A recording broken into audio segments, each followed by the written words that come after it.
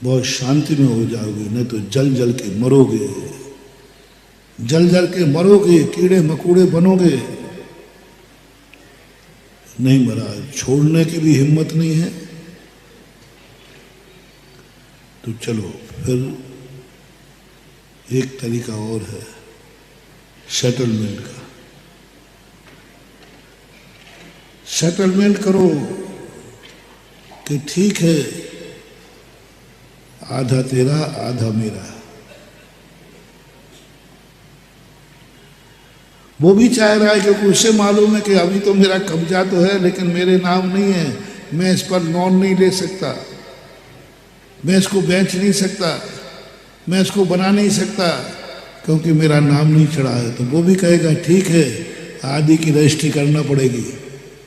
वो कर देगा तुम्हारे नाम, आदि दे देगा, लेकिन तुम्हें आदि का त्याग हमेशा के लिए करना पड़ेगा कि मैं तेरे नाम आदि की रजिस्ट्री कर दूंगा। आदि की उसके बाद पक्की की रजिस्ट्री होगी।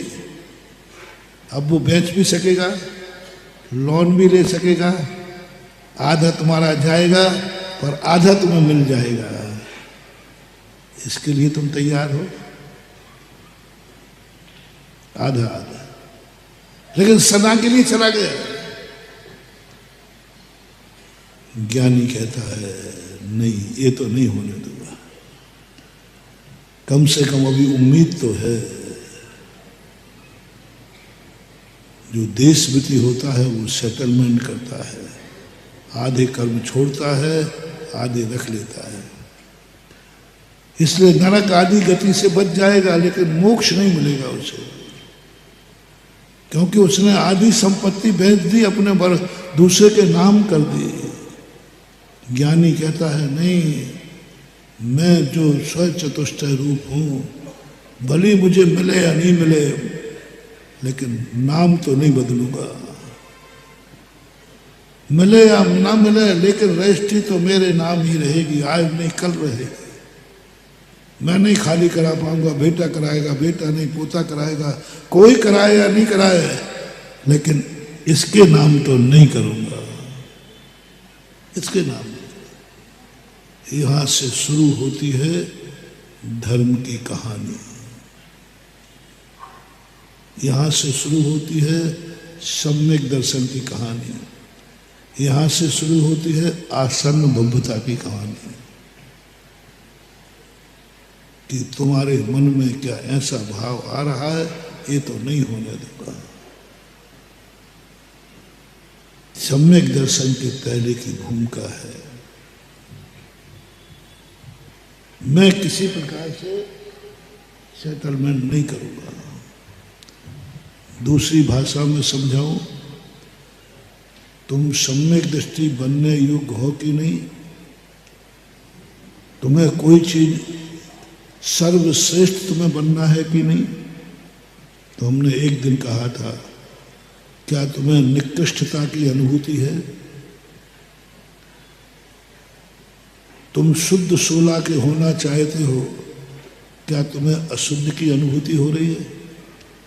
महाराज मैं स्नान करना चाहता हूं, क्या तुम्हें गंदगी की अनुभूति हो रही है? मैं पुण्यात्मा बनना चाहता हूं, क्या पापात्मा की अनुभूति हो रही कि मैं पापी हूं? बहुत बड़ा प्रवचन एक दिन कहा था। महाराज मैं धर्मात्मा बनना चाहता हूं, क्या तुम्हें अधर्मी की अनुभूति है? तुम्हें अपने मुंह से बोलना पड़ेगा, क्या चाहते हो? मैं धर्मात्मा बनना चाहता हूं। तो अभी क्या हो? बोलो अपने मुंह से, मैं अधर्मी हूं। अधर्म मेरे अनुभव में आ गया, मैं अधर्मी हूं, अधर्म मेरे अनुभव में आ गया। बस यहीं से तुम्हारी विकास यात्रा शुरू हो जाएगी। पहले तुम्हें अपने आप को अधर्मी कहना पड़ेगा। क्या चाहते हो? महाराज पुण्यात्मा बनना चाहता हूं। अभी क्या हो, क्या हो? मैं पापी हूं, मैं पापी हूं। बस तुम अपने मुंह से कहो मैं पापी हूं। राजे तो नहीं कहूंगा, तो जाओ तुम्हारा एडमिशन नहीं होगा। पुण्यात्मा बनना है तो तुम्हें अनुभव में लाओ कि मैं पापी हूं, ज्ञानी बनना है तो अनुभव में लाओ कि मैं अज्ञानी हूँ, अमीर बनना है तो लाओ कि मैं गरीब हूँ, सुख चाहिए है तो लाओ मैं दुखी हूँ। अनुभव में, बिल्कुल उल्टा अनुभव में लाना।